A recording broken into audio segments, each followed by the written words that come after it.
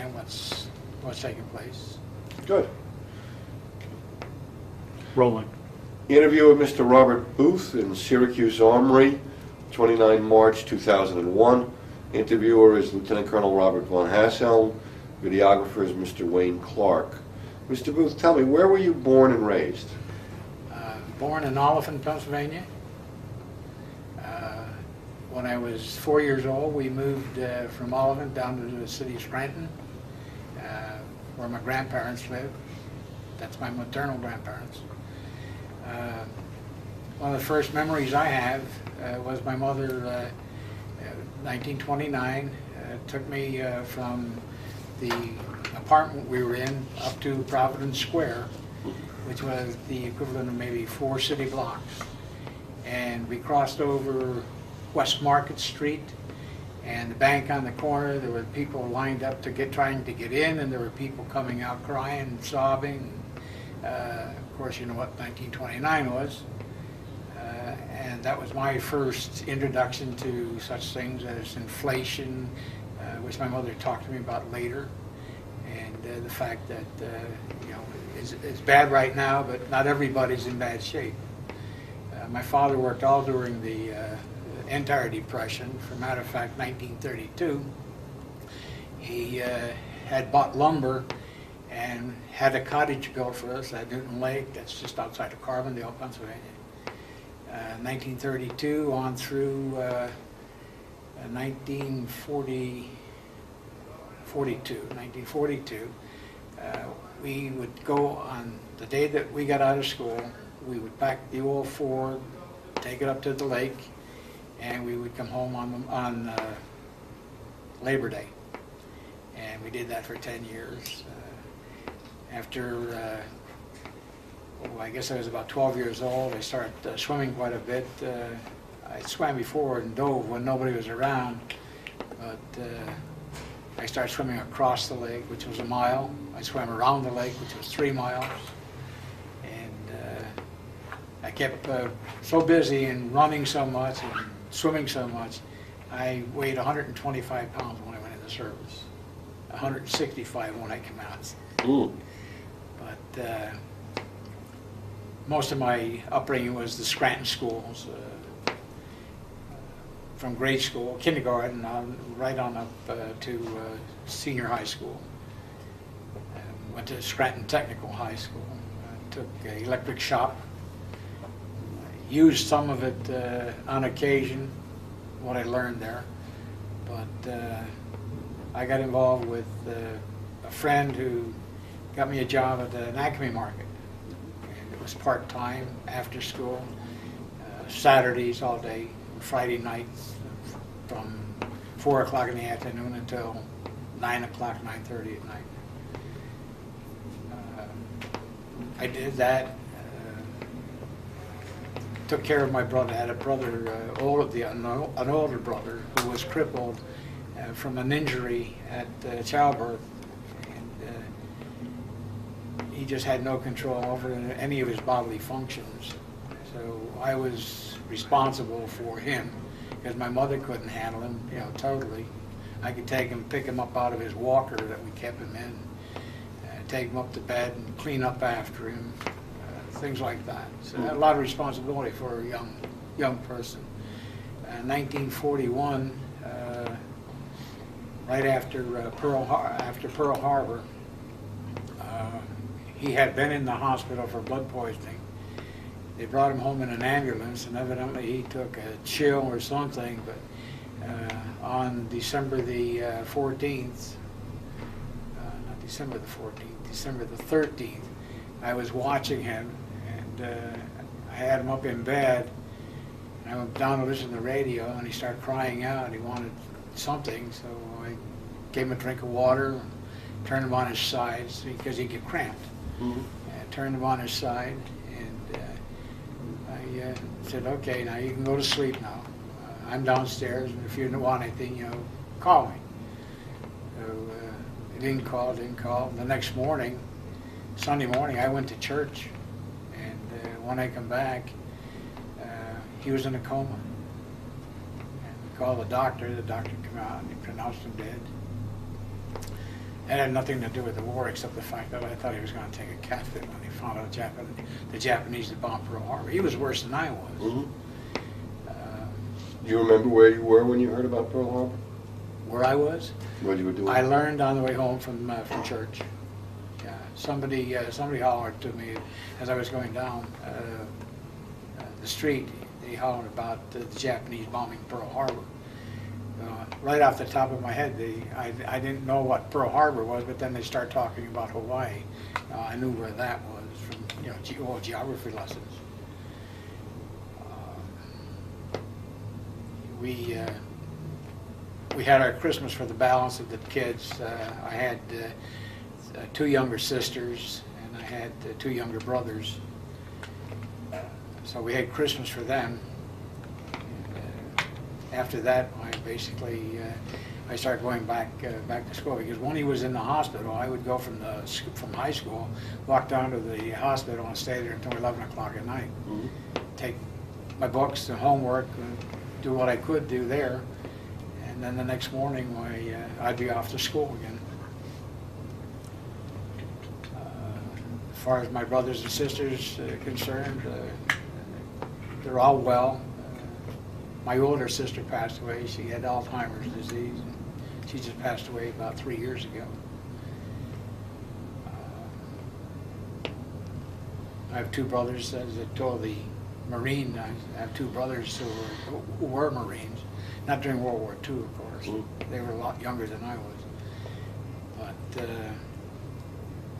when we got through high school, I guess August 1st, we knew that there were 3 of us. Bob Williams, who was a Marine, Jim Gillespie, who went to basic training the same as I did, same time. Jim was taken prisoner at the Battle of Ardennes. He was with the 28th Infantry Division. My friend Speedy Williams, he had a plate in his head and a plate in his arm. I used to tease the hell out of him. He got married a young lady who was a friend of mine, and not a girlfriend, but she's just a friend. And we just buried her last year. But he died back around 1972. He had a son. His mother, she passed away, as I said, last year. I think it was August, and he turned around. He has the same thing she had, colon cancer, and he died in December. Now, They have 3 daughters that are married and live well down in Scranton. as I recall from reviewing your files, you were in the Pennsylvania State Guard before you went into the Army? Yes, I got a call from a cousin of mine who was a banker, and he asked me if I wanted to join this State Guard, which was a replacement for the 109th Infantry Regiment. Mm-hmm. And he told me that some of my schoolmates were joining. So I talked to them, and they said, "Oh yeah, come on down." So I went down and I joined in with them, and I spent a week in Indiantown Gap. Took a 50-mile walk with a pack on my back, combat boots. We did some firing with they had a rising submachine gun. We did firing on that. We did firing with the shotgun. We didn't have an Army rifle at that time. I'm sorry, say that again? I said we didn't have a regular Army rifle at that time. They didn't give us a Springfield or a Garand because I don't think they had them available at that point. What kind of uniform did you wear? Sir? What kind of uniform did you wear in the Pennsylvania State Guard? An olive drab work unit. We never got dressed up in dress uniforms. And what other kind of training did you do besides marksmanship? Oh, we read some of the Army manual. I'm looking for a word.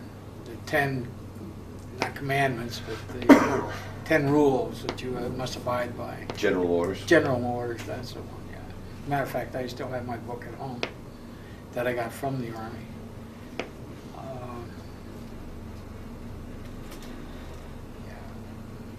Oh, on August the 1st, we were all turning 18, the three of us. So we all went down onto the draft board, and we told them that we know we're going to have to sign up by the 15th, because that's my birthday, and the other one was the 8th, and the other one was around the 12th. So it was 3 different dates. So we told the fellow who was a football coach for the Catholic high school. We knew him, Topper Tlag. We knew him well. So we told him, Topper, look, there's no sense of us screwing around. Let's get us in and let's get us moving. Within a matter of 2 weeks, we were down to Wilkes-Barre for induction. And they gave us, I forget how many weeks, but it was several weeks before we had to go back down again and get all sworn in and whatever else, examinations and so forth. Mm-hmm. I opted to go in the Navy because I felt that water was my thing. And Speedy, he wanted to go in the Marine Corps. They took him and they did their eye exam for color blindness. Swabby, he just takes and flips them right by through and sees if I could see the numbers. Well, he went so fast, I didn't get a chance to, get the focus to see what it was. I found out years later that I was not colorblind. I went through the book and every number that was there, I was able to read it. And that was not after, any major surgery or anything like that. Mm-hmm. So anyway, Jim Gillespie and I went together on November the 1st. That was my mother's birthday. Got on a train in Scranton, went down to Wilkes-Barre. From Wilkes-Barre we went to Berwick, Pennsylvania. And from Berwick we went down to Indian Town Gap, where again we went through a series of examinations and physical tests, so forth. We were there, I think, for about a week. I'm not quite sure how many days it was. But we then got on a train and we wound up down at Fort Eustis. That's again Gillespie and I. We were in the fourth training class, D battery, and a lot of the cadre in that battery was over with us in the 581st. But before we went overseas, we also went down to Camp Stewart. And that was a big anti-aircraft artillery installation, as was Fort Eustis at the time. I've been to both of those places since, and you'd never recognize. The only one that I did recognize was at Fort Eustis when we went in the main gate. Mm-hmm. There's a big warehouse with a railroad track alongside, and I can remember that.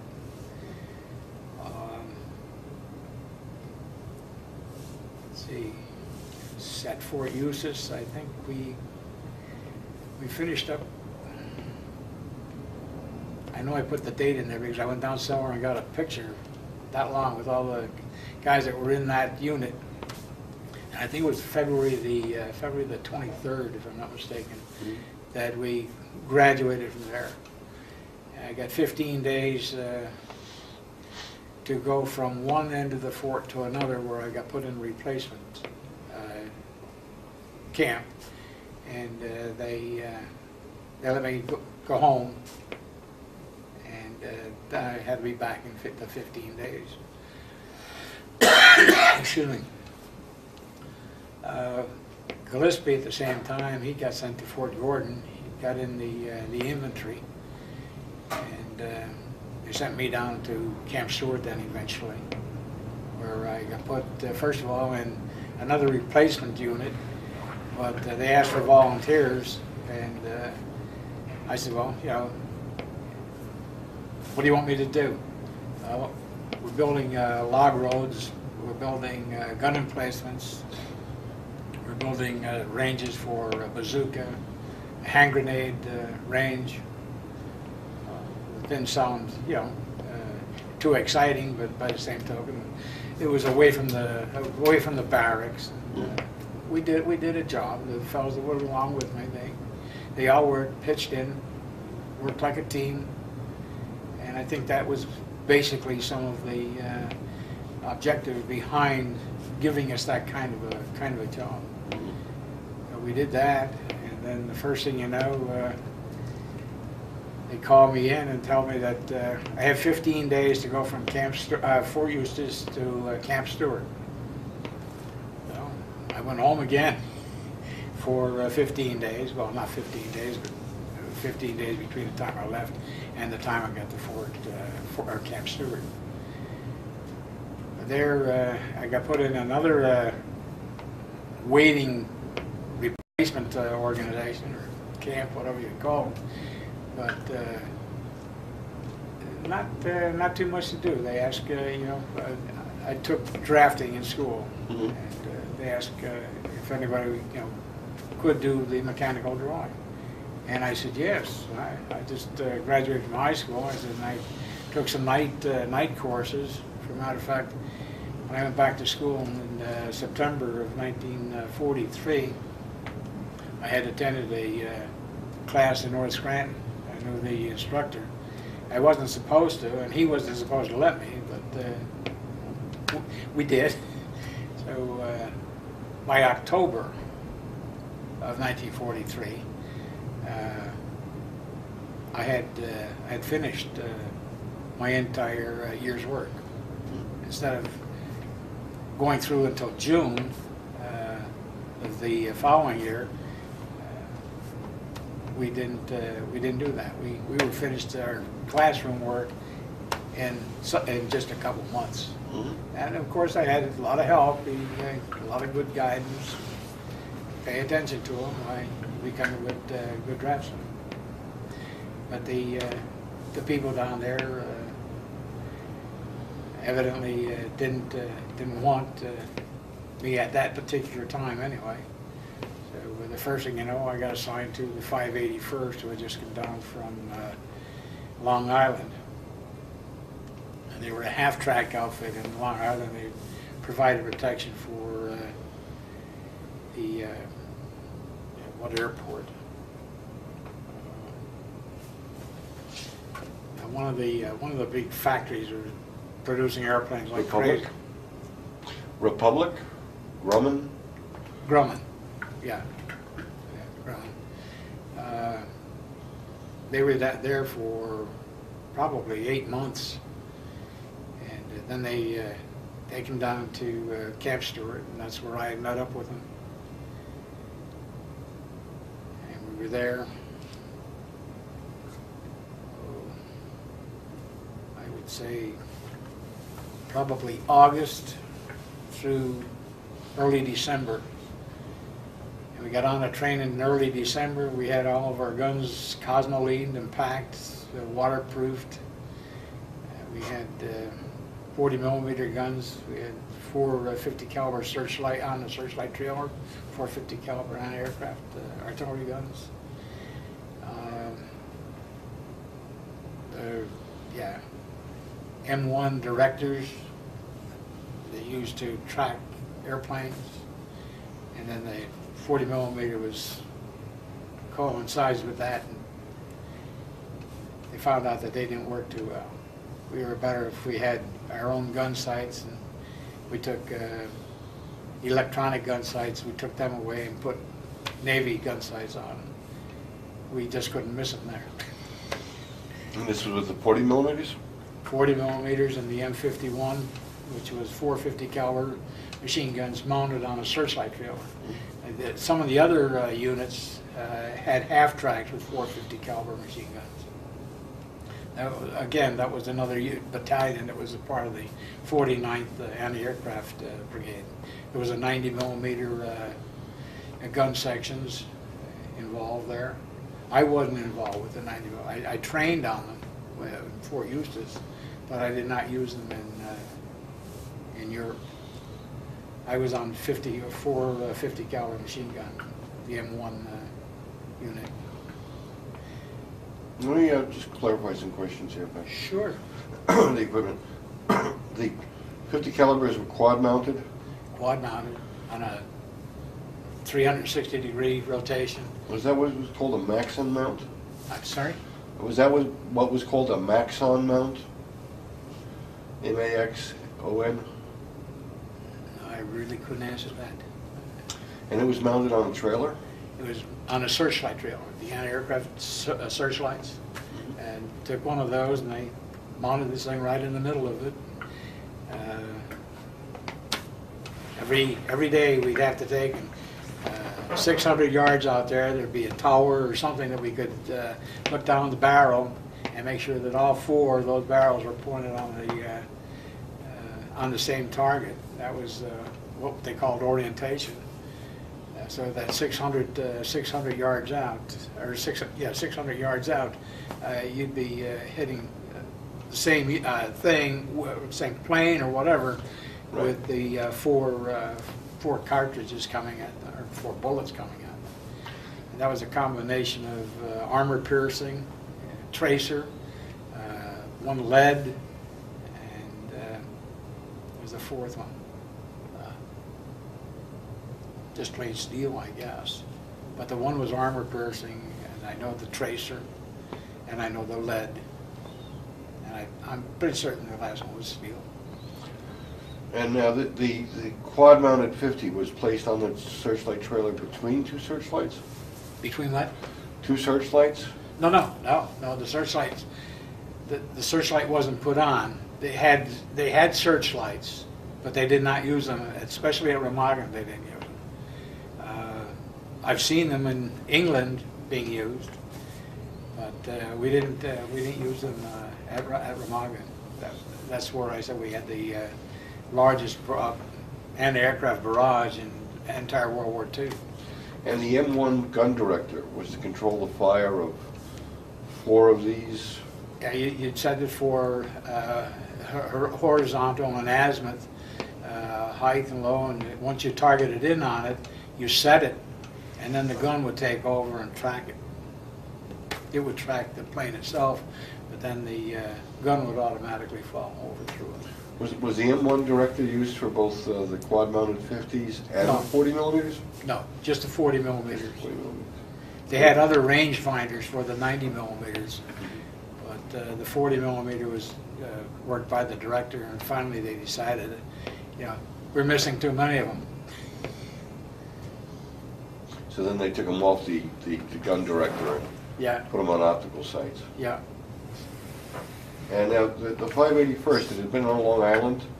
They had been on Long Island, I would say about 8 months. And while they were on Long Island, they were using half-track mounted 50 calibers?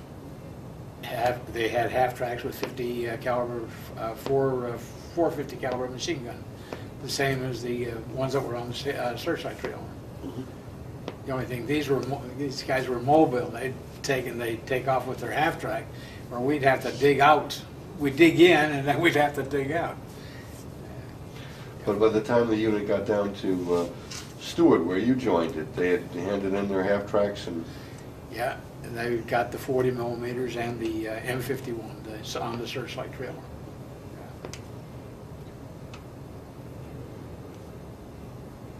Okay. And what happened after Fort Stewart? After what? You were talking about you were deployed?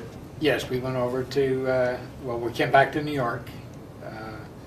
We stopped off at Camp Shank, which is now New City. Mm-hmm. And we went through more examinations. For a matter of fact, I was so ticked off. There was a lieutenant. I knew better than to swing at him. But he sat me in the chair, and he started grinding and drilling, and he'd stop and he'd say, "Well, how come you left your teeth go so bad?" And, "What do you mean?" I said, "I've been inspected on a weekly basis." I said, "You fall out with your overcoat and a spoon." I said, "They check your teeth, and they check you for social disease." I said, "They search you for hernia." Well, I've had a hernia ever since I was born, and never found any. even when I went overseas, they didn't find it. As a matter of fact, I didn't learn until here a couple of months ago that it was acting up, and I went to the doctor. He told me that eventually I'm going to have surgery. But this guy, he grinds and he drills. Mm-hmm. He goes out for lunch. He comes back. He starts grinding and drilling some more. And I said, when is this going to be over? He said, well, he says, you know, he says, your teeth are pretty soft. He says, and where you're going, he says, you may not need them very long. Well, of course, I kept my cool, because as I said, if that wasn't a lieutenant, I probably would have popped him. But I passed all examinations, and we eventually got on the boat. We were in New City. They took us on a train down to the piers, and we got on the boat on the 24th of December. We sat on there the 24th. We sat there on the 25th. The morning of the 26th, we pulled out and headed down to Cape Hatteras to pick up the rest of the convoy. Now, when you said they took you by train to the piers, you mean the train or the piers in New York City, or the piers near Camp Shanks in the Hudson?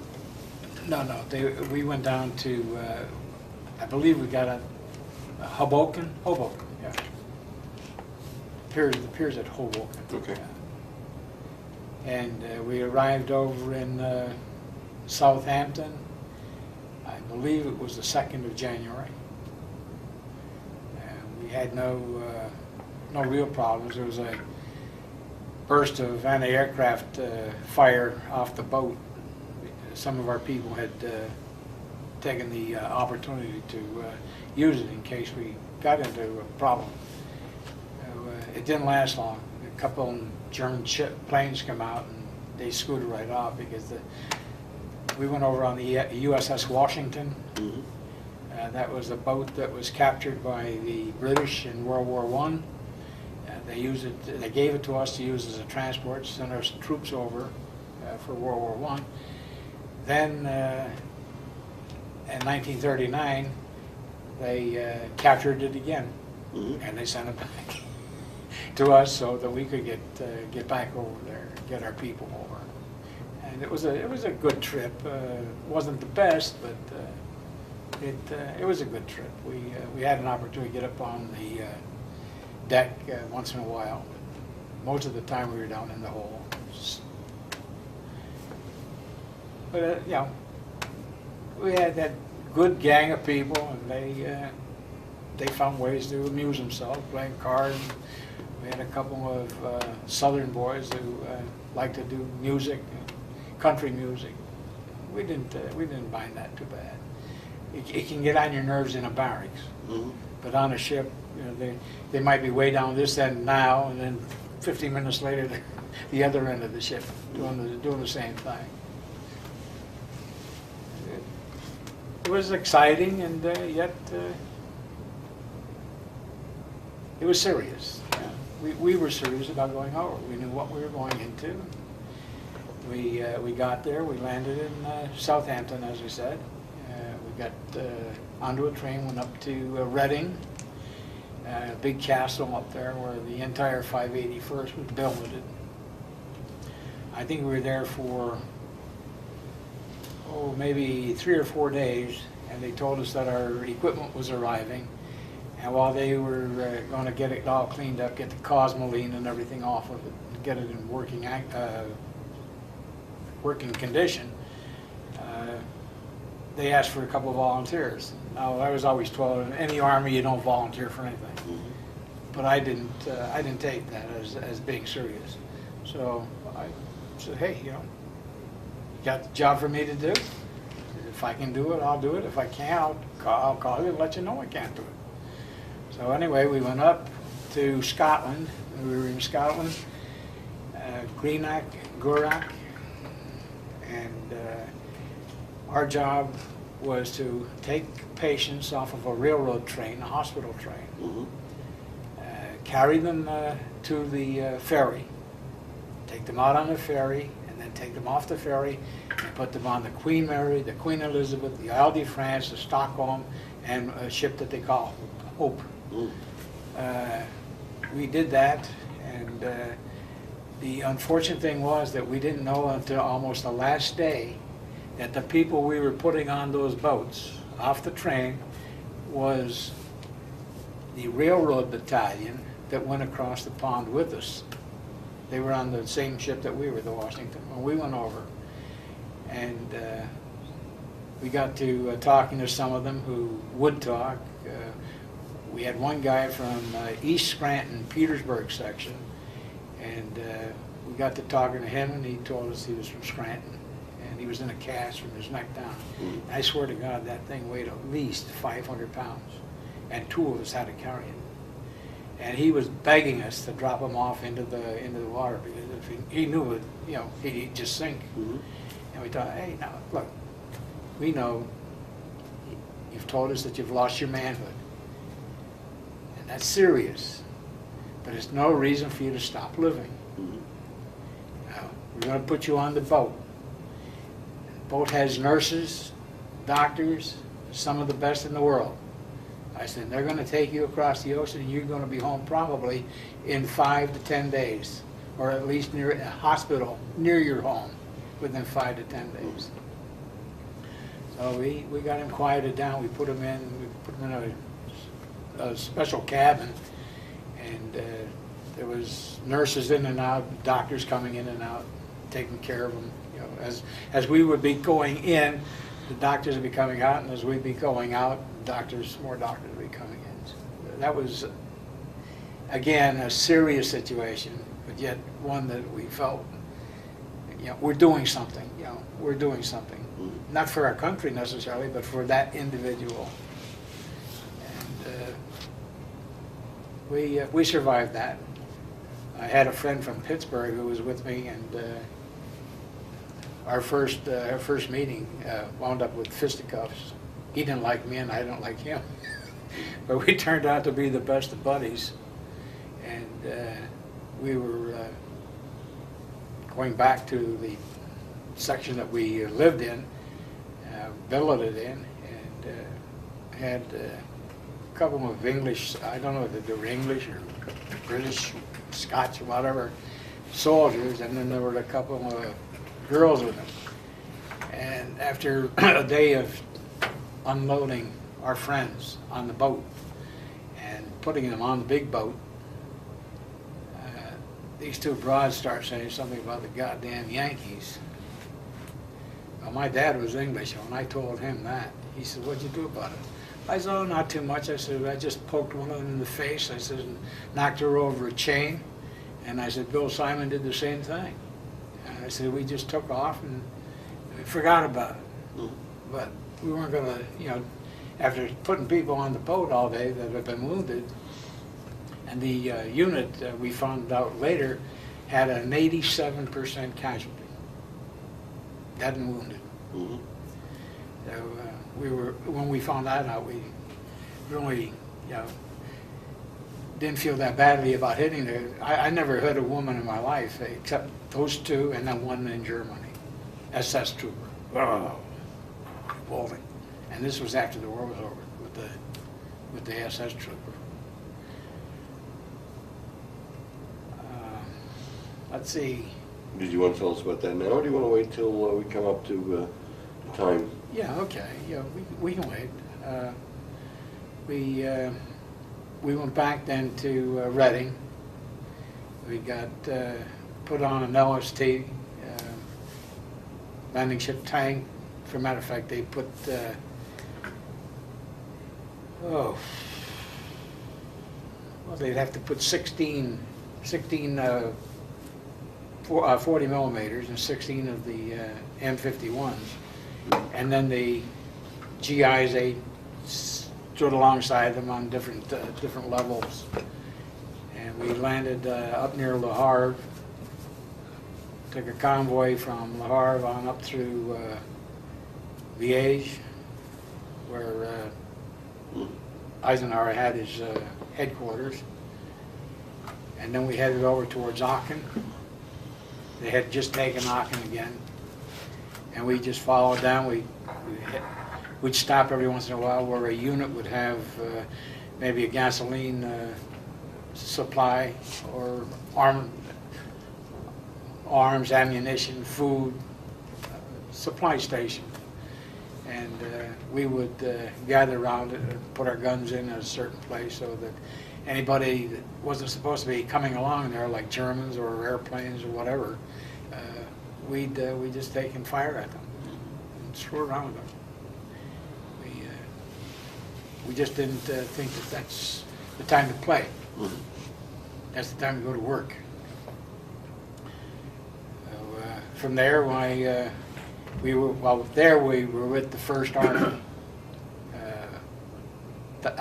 General Bradley was the commander of the entire unit, and General Hodges was the general that had the 581st as a part of his bailiwick. Right. We soon got word that there was a bridge still standing at Remagen, and that we were supposed to get down there as fast as we could. And this was sometime in February, and we got in our convoys and headed down. The M51 that was ready. This first one would be aimed up here, and the second one would be aimed over on this side, because there were still plenty of people who would snipe at us as we were going through those towns. Mm. If we saw anything that looked like a gun barrel sticking out, we'd open up on it. We didn't wait. We got down to just outside of Remagen, and we were up on the western side, and we went up on top of a real high mount. I think they call them Eppel. But anyway, there was an artillery unit up there, and I believe it was part of the 10th Armored Division that actually crossed the bridge. And we no sooner got dug in, and they start popping off their guns. It was one hell of a roar. It went on for maybe about 4 hours. So one of the guys in the gun section next to us, he called the sergeant, the first sergeant, and he asked him what we should do. He said, Sergeant told him, he said, well, he said, if I were you, he said, I'd probably go change my underwear. Again, they made light of something that, it could have been more serious, but they did. They set up an awful barrage, and we were there to provide air protection in case the Germans decided to send some of their planes over. That was our job. Let's hold there for a moment because we're going to have to change tapes. Take a short break.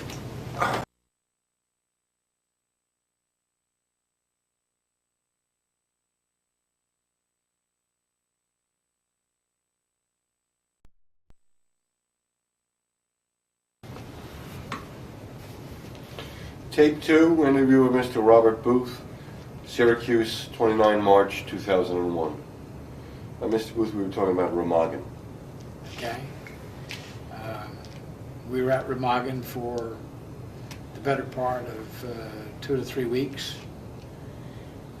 Our unit and my gun was one of the first anti-aircraft guns put over on the other side. We went across the pontoon bridge after the bridge at Remagen had fallen through, the Ludendorff bridge that is. We got put over there. The 40 millimeter gun from our gun section stayed on the west bank. But we got over on the other side, and then the bridge had started expanding. They had crossed the Ludendorff bridge, but now they were going across a couple of the pontoon bridges that the engineers had built. And as I said, we were one of the first of the anti-aircraft crews. We stayed there for I would say another week or two, and then the troops were just coming in. Some were headed north, some were going straight across, and some would be heading towards the south. At that point, we were with the 7th Army. Alexander Patch was the commanding officer, commanding general. He had come back from the Pacific, and they brought him over to Europe. He had a 3rd Army group that consisted of three infantry divisions, and if I'm not mistaken, an artillery unit. And we were a part of that because they were making the push to clean up everything south of Remagen, and of course southeast of Remagen, almost into, well, I know they took Heilbronn. He started with the 7th Army coming in on August the 15th, 1944, and then come up the southern part of France. Mm-hmm. He had a hell of a squadron. Heilbronn was a tough town for them to take. As a matter of fact, my brother-in-law's brother was there at the 100th Infantry Division. We again would follow the infantry division and again provide protection for their supplies and convoys going in to give them supplies from the aircraft, or from the German aircraft. Back at Remagen, the high volume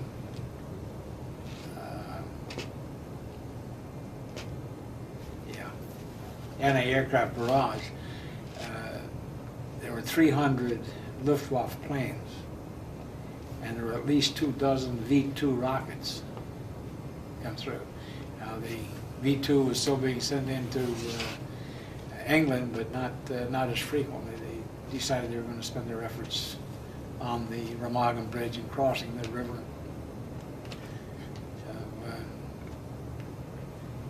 From there, we just headed south, and some of us were sent to the east, and some fellows went back kind of to the north. It depended on what battery they belonged to and what their expertise was. A battery now, they were a gun battery, but they were much larger for whatever reason than our gun section was, or gun battery. We were B battery, C battery. They were a bit different. And D battery, they had some of the transportation, like motor pool and stuff like that. Headquarters battery. That was a big battery. We had a Colonel Howe, who was the commanding officer of our battalion. And his son was in headquarters. He used to lay him low. Oh boy, when that kid goofed up, he knew it. He knew it. Again, serious and yet some fun to it. We tease him. What are you going to do to get your old man, mad at you again? Mm-hmm. So where did you end up? The end of hostilities in Europe? The end of hostilities, we were down in the southern part of Germany, near Ulm, down by the Danube, and then they rounded us up and they headed us back north, and we went into what they referred to as the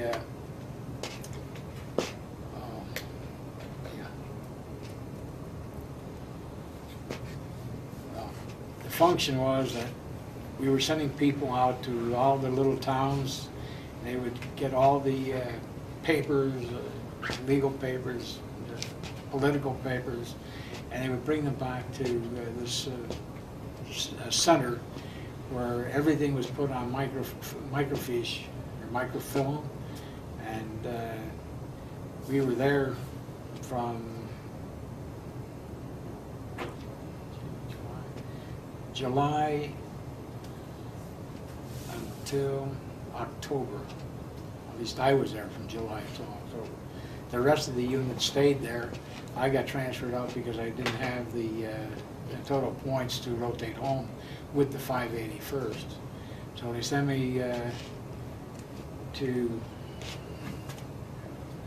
a little town called Reichelsheim. I was with the 456th Anti-Aircraft Battalion, and they were a half-track outfit. while we were there, well, we were at the Ministerial Collection Center. That's what these papers are all about. And some of us had to guard what we called displaced people or displaced persons. Others, some with questionable political background. And it was one of these areas that we had some German soldiers and some who were trying to beat the system. And this one German girl, lady, whatever, she built like a bulldog. She's coming across, and I stopped her, and she said something about the Yankee Schweinhund. Well, when she did, I just happened to have my rifle in the place where I just slapped it up against the side of her face. They called the medics, and they took her to the hospital somewhere. I didn't try to kill her or anything like that, but I left her with the mark that she don't call Americans Yankee Schweinhund ones. They weren't getting away with that kind of crap. Well, this was a German female soldier? SS troop. She had the SS. She was brazen enough to have the SS on her collar. Whether she stole them or you could never tell. You could never tell what they were. But I wasn't taking any chance of letting them through. We had our orders. If you see somebody with SS etched on them or tattooed on them, you turn them in, put them in the compound. And we had some of that. Other than that, let's see. Oh, while I was there, I got a call from my new battery commander, and he called me. He says, "You have a letter for me?" Yep. I said, "It's still in the bottom of my duffel bag." He said, "Well, don't worry about it." He says, "The same letter just came through channels." He says, "Your former battalion commander or battery commander suggests that we give you an increase in responsibility." He said, "I got 2 openings." He says, "I have an opening as a line sergeant." He says, "And you know what they do?" He says, "You pull your guard duty, sergeant of guard, training." And I think what they were trying to do was to get me to rejoin, to go to the consignment line. He said, the other job, he says, you get a T5 rating, technician 5th grade. And that's what gunners on the M51s were supposed to be. And I was a PFC at the time. So he gave me the T5 rating, and he says, "I'm not going to tell you what it is." He says, "But you're going on assigned duty." He said, "I'm still not going to tell you what it is."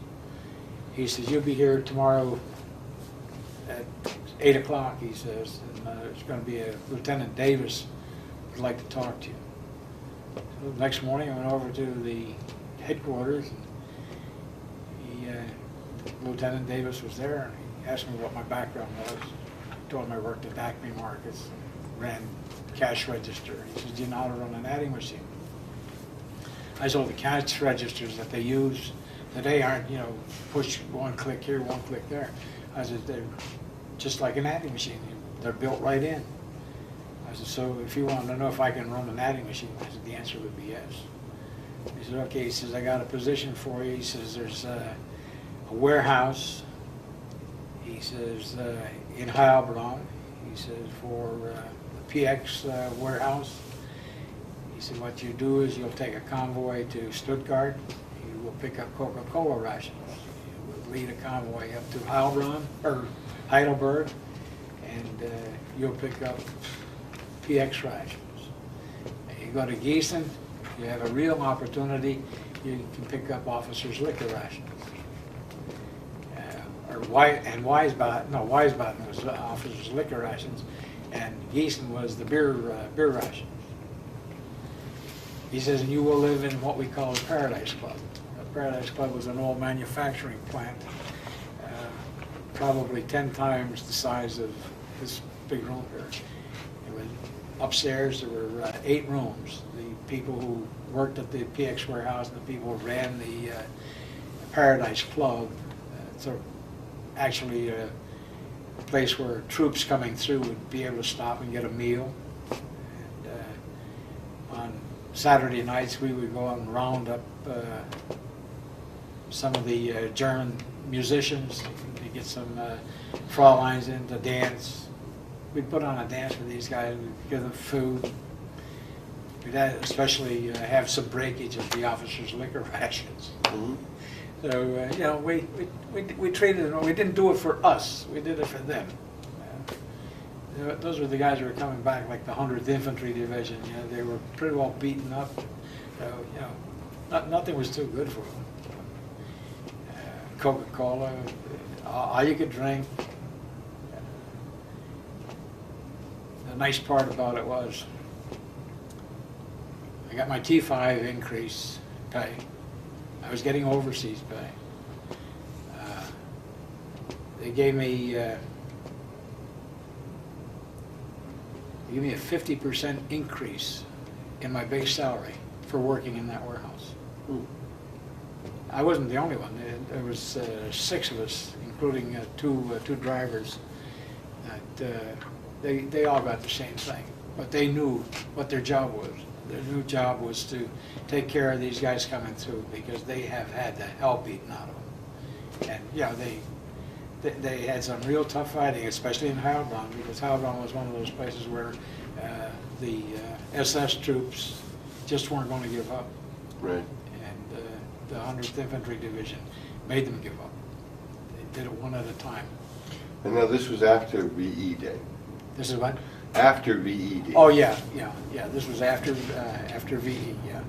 We went to the Ministerial Collection Center. They were getting ready to go home. I didn't have the points, so I could put it in this other outfit. And, yeah, it didn't bother me. I would have liked to come home with the other outfit, but I got to get them. For a matter of fact, right now I'm in the middle of having a reunion. Mm-hmm. We were in Pittsburgh. We had 22 members of the 581st, and they bring their wives and companions, whatever. So, you know, we'd have 44 people. I've got 90 names right now, and I'm ready to send out an additional 70, I'm sorry, I have 73, and I've got 17 more, which makes it 90. I'll be sending out 90 letters, giving them an idea of what we're going to be doing, where we are, what it's going to cost, and get it all pulled together. Got the motel rooms. I walked in a motel and I told the lady, it's the manager, I said, I can't guarantee you all the rooms that I'm going to need. I said, but I want at least 90 reserved. I says, on August the 13th, 1 month before we start our reunion, I says, you will have the number of people that are going to come. And you'll have a $50 check it's a $50 check for each person that's coming. Mm-hmm. So I says, you know, you won't be stuck. Very kind, right ahead, solve that. I have a band coming in, the people like the 50s and 60s music. I have a band coming in. They're going to have a buffet dinner on the first night, and she told me that the music we wanted was 50s, 60s, and some ballroom. So she says, I'll open up the ballroom. And sure enough, she's got it pegged. We have the ballroom. And I told her, now, you know, if we don't have all those coming, you can take it, give me a call, let me know. I said, we'll take a third of it off, or whatever we need to take off. I don't want to tie up rooms if it's not going to be used. Now, how did you get back from Europe to the United States? How did I what? Get back from Europe to the United States. We went into Camp Lucky Strike, which was in France, and they put us on a Liberty ship, and we come back. I think the trip lasted 7 days. Landed off in New York Harbor, and got transferred over to, or sent to Fort Dix. Took all precautions, made sure that, you know, nothing that I had was government property. Even the combat boots, I didn't want them. I should have kept a pair. I had 2 pair. I just said, well, you know, somebody else may use them. Not that I hated them or anything like that. I still have my uniform. The only problem I have is I've been trying for the last 20 years, because when I got transferred from the Ministerial Collection Center to 581st, my battery commander called me in, and at the same time he was telling me I was transferring out, he handed me a patch, and it's a tomahawk, because on the left breast, and of course the one has the 1st Army, the other one has the 7th Army. But this patch, I cannot determine, and I've tried all which not ways to try to find out what unit it was. I believe it was the 76th Infantry Division, but I'm not sure, and I wouldn't I wouldn't vow by it. Well, we can identify that with you. Sir? We can identify that for you. You can? Yeah, we'll talk about that after we're Oh, done. okay, sure. And tell me briefly now, what did you do after the war? What did I do after the war? The first thing I did was I refused to accept the 5220 Club. I went to work for, in essence, $10 a week. I was getting $30 a week, and I figured, well, you know, if I took that $20 and added 10 to it, what the hell with that? I'm not that kind of a person. I talk to myself every once in a while. And the fellow who was the manager at the time, he cut my hours down so that it was, in fact, $30 a week. Mm-hmm. And as I said, I felt that I was working for $10 a week, but that didn't make any difference, because the first thing you know, he was going on vacation. Hey, Bob, he said, do you want to take over the store for the week I'm on vacation? Sure, why not? The superintendents would come in, the sales management superintendents would come in, and every one of them welcomed me back. Gee, we're glad to hear you're back. For a matter of fact, when I first started, when I was still going to school, I had 2 managers who were actually into fisticuffs over me.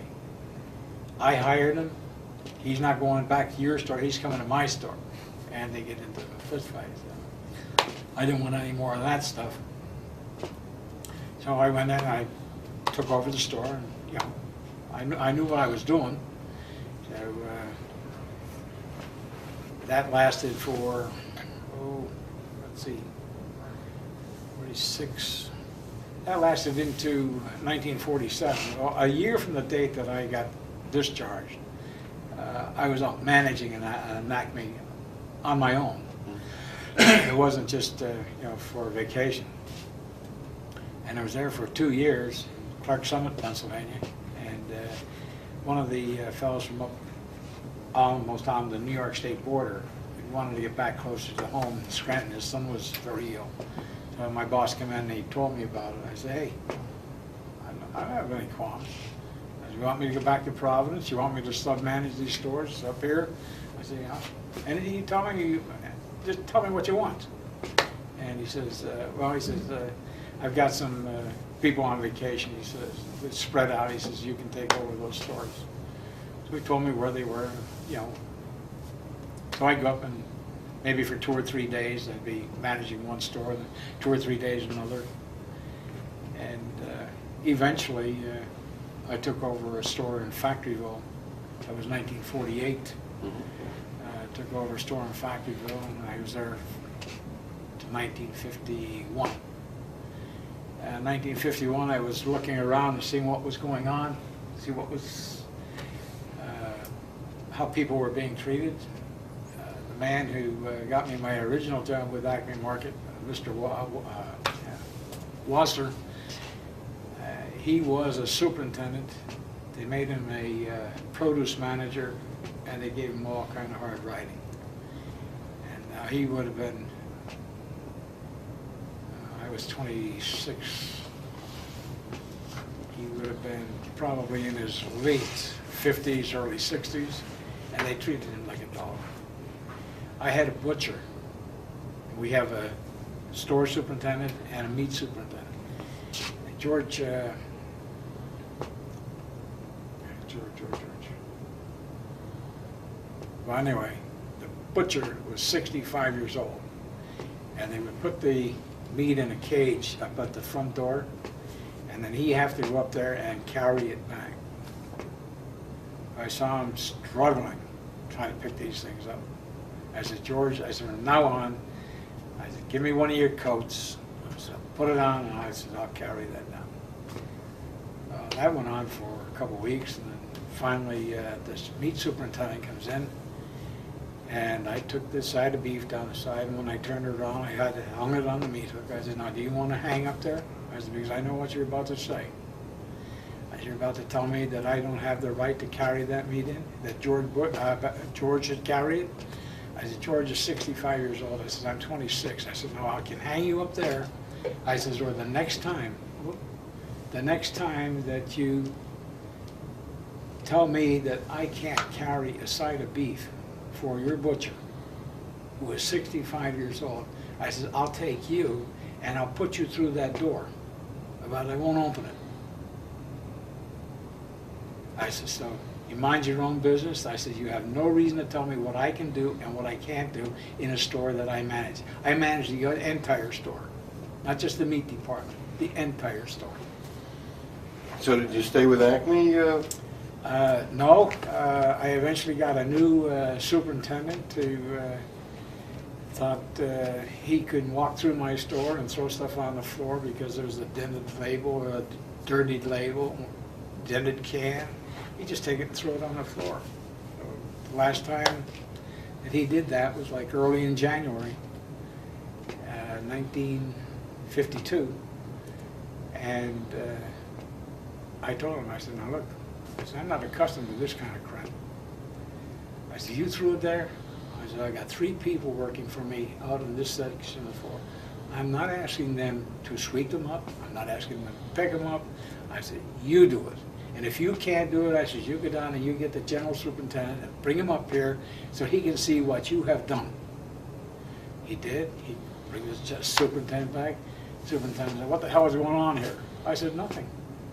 I said, for a matter of fact, I'm glad you came.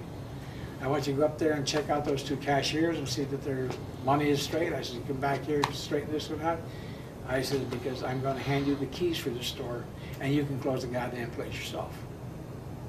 And I walked out. 2 days later, I was working as an independent contractor agent for Nationwide Insurance.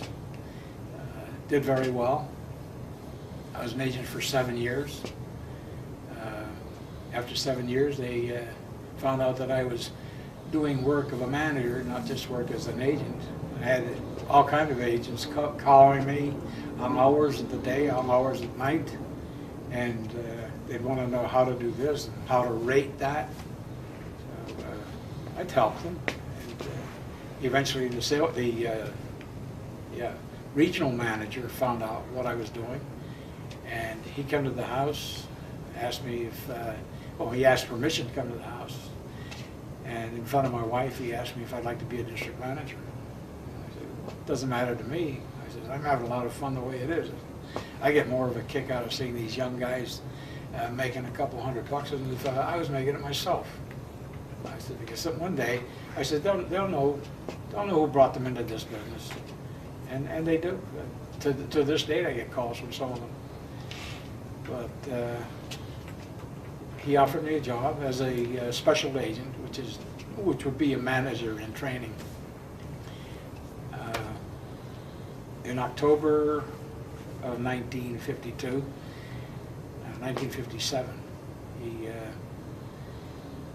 he came to the house again and he offered me a job as a district sales manager over in Williamsport. That meant I'd have to relocate my family. Of course, there was only my wife and my son and I. So that was no sweat. We were there for 5.5 years, and I got a call from the sales superintendent down in Harrisburg and the vice president, and they wanted me to go into Philadelphia. Well, before I went to Philadelphia in 1965, some of my friends, so-called friends, were asking me what I'd done to get the vice president, the sales superintendent, mad at me. What do you mean? they're sending you to Philadelphia. I said, so they're sending me to Philadelphia, so what? I said, yeah, I intend to do as good a job, if not better, than anybody else that's ever been there. And the way it wound up, I did. I got a substantial increase in pay. And I went from there, got a call from our former personnel manager down there. He was now in Syracuse, and he called me. He said, Bob, he says, I got an opportunity for you if you'd like. He said, you want to become a training manager? And I says, yeah, what's up? So he told me that they needed a new training manager in Syracuse, and that he'd make arrangements for me to meet the sales superintendent in New York City. And I said, okay, fine. Give me the details. So he put it in writing, and I went to New York, and I wasn't there, I don't think I was there 4 hours, but I took some of the things that I was doing and showing the sales superintendent and his wife all these things, and I led the company in commercial production, business insurance, and so forth. I led the company in my district. I shouldn't say I did, my district did. They were the guys that did the job. They told me that one day that I'd have a job out in Columbus, but I didn't want to go to Columbus. I wanted to stay on the eastern shore here. But anyway, he hired me, and I wasn't in Syracuse for 3 years, and he gave me a job as a regional sales manager over in Albany. We were there for 7 years. Then they needed some commercial help, so they called me and asked me if I objected to taking a slight reduction in the paycheck, but a wide open expense account. Hey, you can't beat that. So I did. I came back and I introduced new manuals. God, they were like about that thick. As a matter of fact, I was accused of memorizing the manual. I put on classes. One day I'm up at the front behind the podium, and tables and chairs on this side, class. So I start walking down, and I turn around, and I'm telling them, if you turn to page 21, second column, 1/3 of the way down, this is what you'll find. And I'd repeat what was on that page. One of the guys, he looked over to his friend, he says, that son of a bitch has that book memorized. And that went through the company. Everybody in the company would call me, how do you do that? How do you do that? Well, I said, I conducted a school out there for you. I says, and while everybody else, including the cadre that you have out there, while they went for breakfast, and they were enjoying a nice breakfast, I said, I went in a room, and I said, I looked at the New England States manual, and I went and I looked at Ohio's manual, and I looked at Florida's manual, and I looked at New York manual. I didn't have to. I said, I already got it memorized. And of course that drew a chuckle from a lot of them. And when it was all over, they said, well, we didn't know that. We didn't know that. We didn't know enough to do that.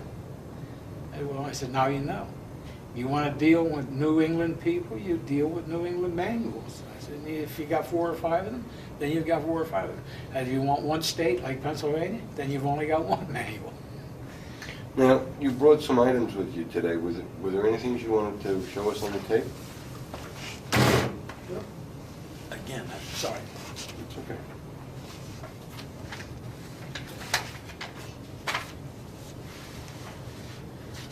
These are the honorable discharge, and then the separation paper, all the pertinent information. Yeah, I believe we have copies of these. Yeah, I did send copies. Anything you wanted to show us on the tape? On the tape? Well, we have the tape going. Something in the book? Oh.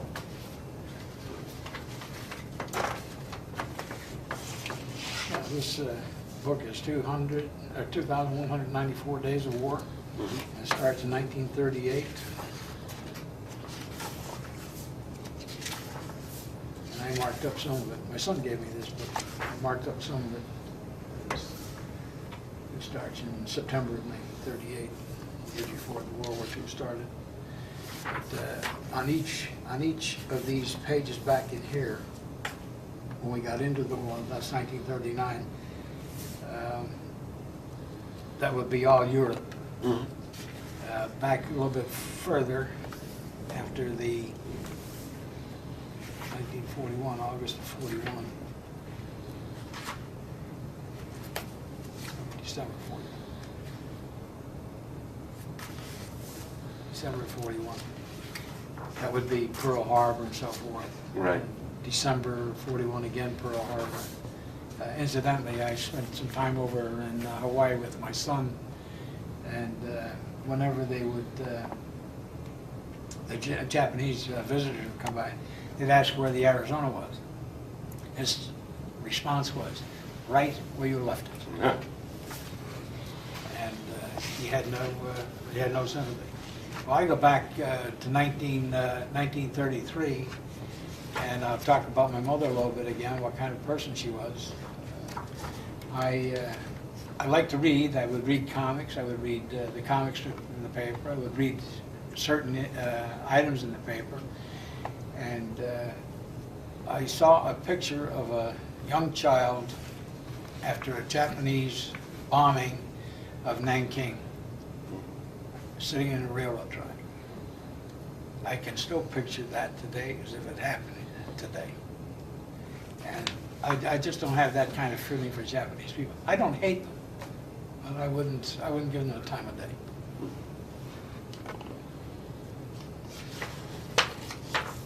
After December of 41, you get into 1942, and it starts off with the Western Front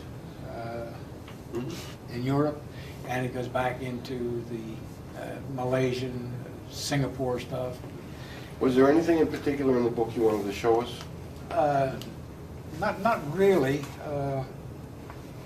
I just brought it to show you what it was, Mm-hmm. and you know, you go back to the Marines in such and such a place. I believe, yeah, I think we have a copy of it in the library. Oh, okay. Well, that's good, because as I said, my son brought it for me, and I've used it, and especially at the end,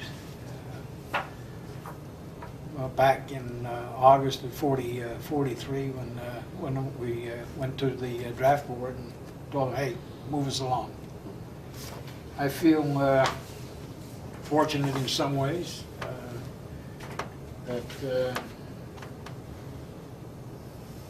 some of the delays and being put in replacement camps, that helped me, but it kept me from getting shot to, wounded. And not that I wanted that, but that's where I got put, and I figured, hey.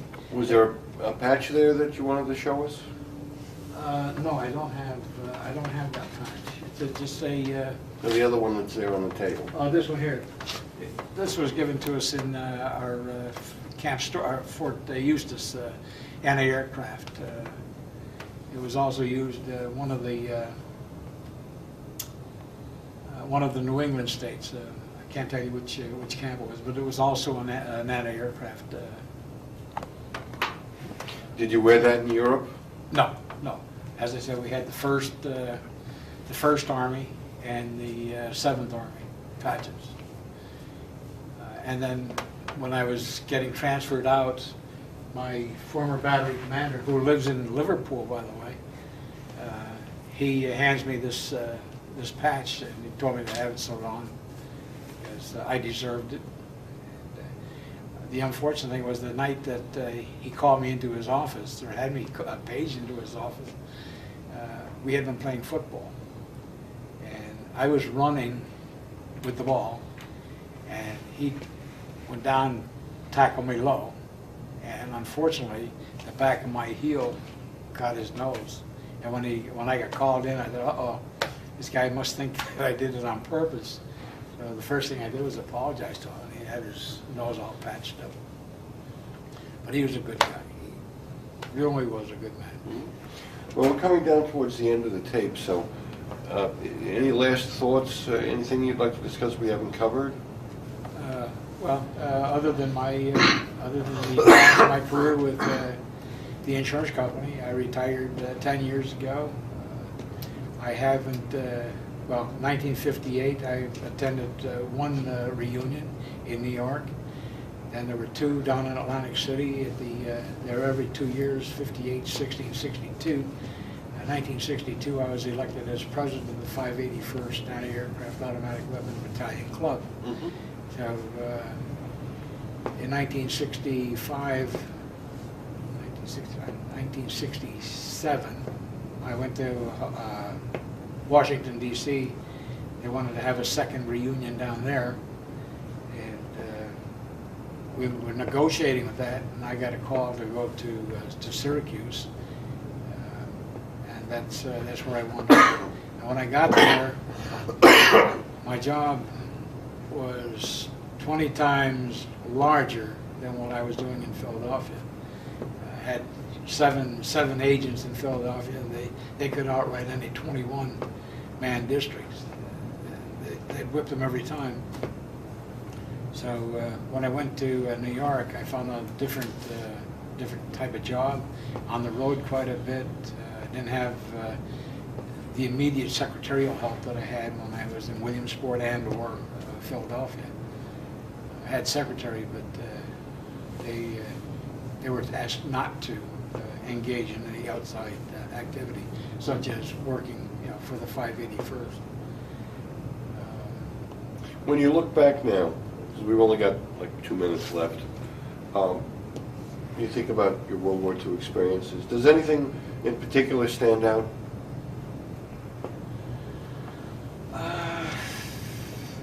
Well, as I said earlier, the jobs that I was given, I took them, I accepted them, and I did the best I could. That goes from the hospital trains to the ferry to the big boats, carrying patients who had gone across the pond with us. That stands out in my mind. At the Remagen Bridge head, the night that we went in, dug in with the artillery, firing of the artillery. Fortunately, we did not have to fire our guns because there were no airplanes flying over or anything like that. That sticks out in my mind. Then the next day, we're down on the western shore of the river, and about maybe 150 feet from the bridge itself. Heard the bridge crackling, heard it go down through. I was ready to go and jump in the water, but somebody said, no, it'd be too cold. It's water coming down from the Alps. He said, that'll be ice water. He says, you won't last in there. I said, well, somebody else is lasting in there. I said, I'd give it a try. They said, well, we better not. For a matter of fact, the one lieutenant came by and said, Bob, he says, I don't want you in there. He says, for a matter of fact, I'm ordering you not to go in there. He said, there's plenty of people there to do that job. I think it's a good point to conclude on because we're just about out of tape.